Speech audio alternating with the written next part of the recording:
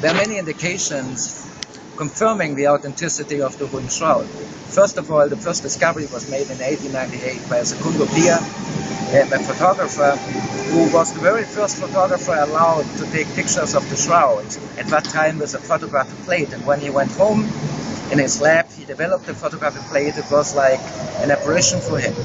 Right there, originally on the shroud, he only saw the ghost-like features of a human face. He had something like a picture of a human, a very realistic human face looking at him. And he found out that the Turin shroud bears all the characteristics of a photographic negative. Today we can say it is even more. It even has three-dimensional features. In 1978, Professor John Jackson, head of the Shroud of Turin research project, presented a picture of this Holy Shroud to NASA to analyze it with a VP8 computer of JPL, used to turn the two-dimensional data of the probes around Mars into three-dimensional features. And they found out that the Turin Shroud has all the dimensions of a three-dimensional image. Today a Dutch company can even develop holographic images out of the shroud data, which proves that this is not only a photo but a hologram. And the big question is, that how does this body image in photographic holographic characteristics came on the shroud? And indeed, the scientists of the Shroud of Turin research project found out that the body image of the shroud only exists on the uppermost fibers of the linen. So linen contains of woven fibers, and only the outermost fibers have the shroud image on it. The image is as thin as the skin of a bubble, of a soap bubble, and is formed by a yellowing of this linen. Yellowing generally in nature is caused by radiation, and so the physicist who worked with the Holy Shroud came to the conclusion of the hypothesis that only some radiation, like the turning of the body of the man on the shroud into energy, into light, have caused this image. If we go back into the New Testament, indeed we have one moment in which we see that Christ became something like a luminous figure, and this is the moment when he, together with Peter and Andrew and John, went on the hill on Mount Tabor, on the mountain Tabor, and transformed. The transformation of Christ, which is still depicted in many icons and paintings, when some people in the second letter and also the Gospels, of course, describe that Christ became whiter and brighter than the brightest linen. So the question is, if indeed in the moment of resurrection something like the change of matter into energy, and matter is only frozen energy, the physics say, happened, and this is unique. This makes it unique. Everything we see on the Holy Shroud is human or divine. And so the Holy Shroud of Turin confirms the dogma of Chalcedon, but Christ was all man and all God. Everything which has to do with the human body of Jesus of Nazareth, his suffering, his passion, we can explain. We can explain the blood images, we can explain the cause of death. We can read in the Holy Shroud, like in a CSI data, and actually what many forensic pathologists did in their research on the shroud is something like a CSI Calvary. And we can say we can read in the Holy Shroud like we can read in the Passion narratives. It is something like a way of the cross in one image. The way of the cross, the traditional way of the cross, is 14 or 15 or 16, sometimes even stations.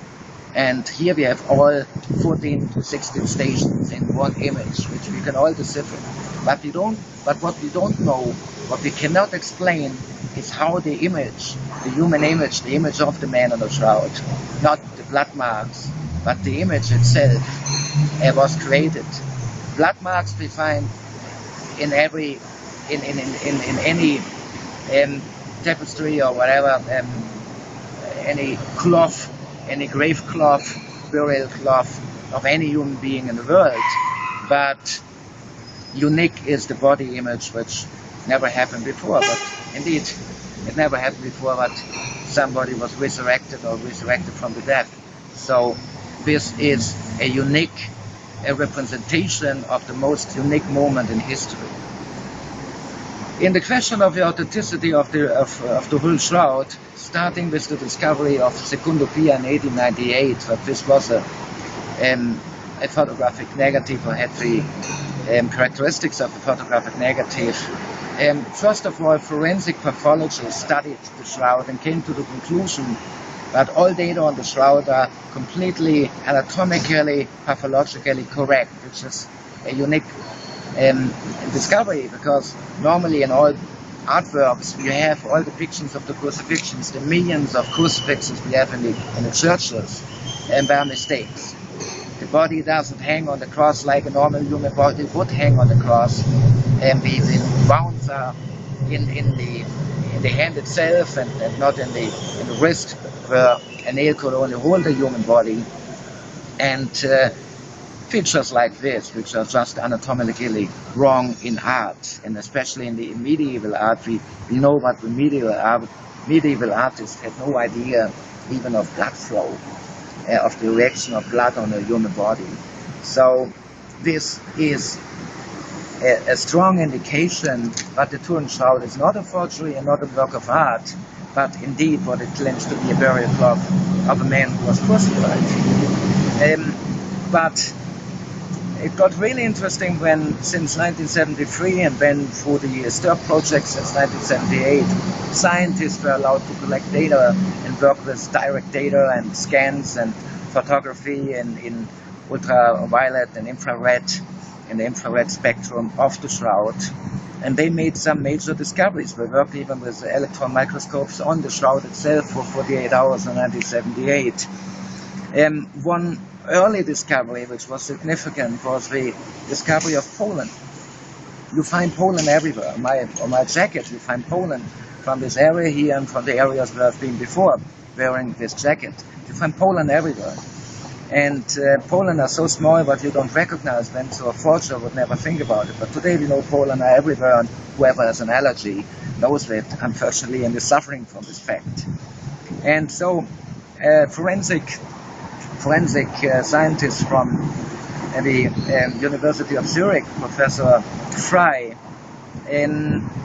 started to do research and collect Poland by just using a sticky tape and press it on the shroud and take it off and put it on a piece of glass and put it underneath an electron microscope. And he identified around 100 different Polands, of course, Poland from Italy, from France, but also Poland from the Constantinople or Istanbul area, Poland from Anatolia, and Poland unique to the land. The type of Poland which was the most frequent, around 30% of the Poland found, comes from one plant called Gundelia toneforti. And Gundelia toneforti, which is the thorny thistle, you find in all the Near East, in an area from Anatolia to Iran, from Armenia down to the highland of Judah. But the other plant, the second most common plant, I think it's around 14% of all Poland found, is Zygophyllum domostrum. And Zygophyllum domostrum you only find in a very limited area on the Sinai Peninsula and up to the Dead Sea region. The only area in the world where you find Zygophyllum domostrum and Gundelia toneforti together is a very small strip between Jerusalem and Hebron, an area which is about 30 kilometers long and about 10 kilometers wide. And they only give away Poland, they only blossom in the marches of March and April. So this is a very strong indication, but it was questioned. So an American syndonologist, Professor Wanger, got a hold of the Poland data and presented them for investigation, for re-investigation to Professor Avinoam Damin of the Hebrew University of Jerusalem, the leading botanist of Israel. And he confirmed the discovery of Professor Fry. And when he was allowed to study the shroud directly in Turin and get very close to the shroud, and he found imprints, images of these two plants and some more on the shroud. So we can really say that during the burial, both Sigurd the Muslim and the DL240 plants have been put on the shroud physically and left the pollen there. So this is a very strong geographical indicator. There's another strong geographical indicator that we found dirt from the streets on the knee, on the feet, and on the forehead of the man on the shroud. This could be identified too.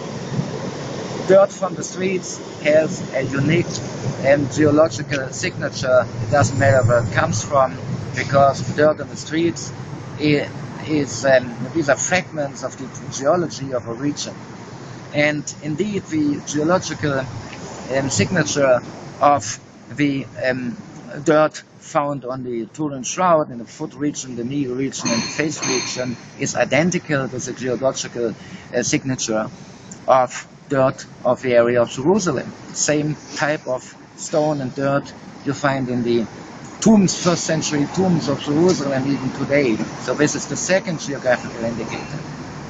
The third geographical and time indicator was another one. When NASA did this JPL DP8 computer analysis and found out that the Turin shroud has three-dimensional data, they were able to reconstruct the complete three-dimensional human body based on the shroud data with one little mistake. There was something round on the eyes which did not look natural. Well, after studying it very carefully, they found out these were coins. And indeed, in ancient Judea and ancient Israel, they put coins on the eyes of a human, of a deceased person, to keep the eyes shut. And we found coins in the skulls of dead people in Jewish tombs, of skeletons in Jewish tombs. And so we have a confirmation of these customs. And when we magnified these coin features, we found letters. The letters correspond with the letters of a coin printed by Pontius Pilate in from 29 to 32 AD. So a coin produced by Pontius Pilate, minted by Pontius Pilate on the eyes of the man on the shroud, is not only a geographical indicator, confirming that indeed the burial was in the province, in the Roman province of Judea, but also, of course, a perfect indicator of when this happened. We have another indication of when this happened just by the fact that the crucified man was buried, because normally the Romans did not bury crucified criminals, but they threw the bodies away or let them hang on the cross until the birds and the dogs had their meal. Indeed, this was usual, but they hung on the cross for days and weeks until the last remains were gone. But in Judea, which was at that time something like a Roman protectorate in Judea, and they respected the Mosaic law. And this means that everybody who died had to be buried on the very same day, even if he was killed on the cross. So this is a strong, but the man on the shroud died on the cross and was buried, is another very strong geographical and time indicator, saying that this happened in the time when Judea was a Roman protectorate, which means between 6 AD and the Jewish Revolution, 66 AD, so we have a very short time frame when this happened. And of course, the man on the shroud has a crown of thorns. The Romans crucified thousands and 10,000 of people, 100,000 of people all over the Roman Empire. But only one ever was crucified with a crown of thorns, the man who was mocked as the king of the Jews, Jesus of Nazareth. So always facts from synderenology, from Holy Shroud research, point towards the authenticity. The only argument which speaks against it is the controversial carbon-14 dating. But today every Egyptologist will confirm that carbon dating is not always reliable. We have data of Egyptian mummies, which were 1700 years later when the linen cloth they were surrounded by. And contamination which is caused by veneration and handling for 2000 years, indeed, is a strong argument against the carbon-14 dating. Indeed, the inventor of the carbon-14 method, Professor Levy, who got the Nobel Prize of chemistry and physics, I'm not sure for this, he was asked if this method can be used for the whole shroud, and the answer was no, impossible, because the whole shroud was handled for 2000 years. So we should not trust in this method, which also in archaeology in about 25 to 30% of our cases does not deliver the correct data, but trust in all the other data, including historical data. We have indications of veneration of the Shroud of Turin in Constantinople from 1944 AD, in Edessa before, and we also have a very interesting relic, comparative relic, the Sudario of Oviedo. In Oviedo in Spain, they venerate a cloth which, according to tradition, was wrapped around the head of Christ when he died on the cross, which was logical, because in Judaism and the Jewish world, if a person died, you had to cover his face and hide his face.